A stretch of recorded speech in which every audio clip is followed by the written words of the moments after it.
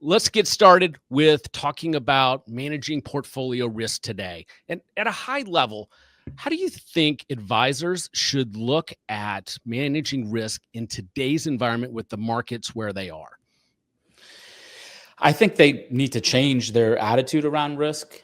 Reason being is prior to a couple years ago, we've been in this long-term bull market in bonds. And traditionally, advisors have taken this stock bond mix approach to managing risk.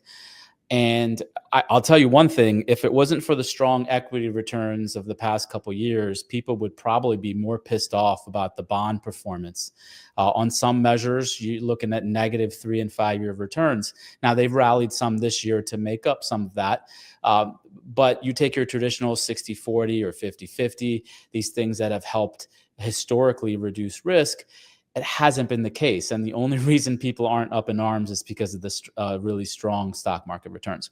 And when you look at across the spectrum, we have this presentation called the bear market and diversification, because anytime you've tried to diversify over the past 5 or 10 years, you've ended up with a terrible outcome, because a lot of these traditional diversification tools have just the return premium is just not there.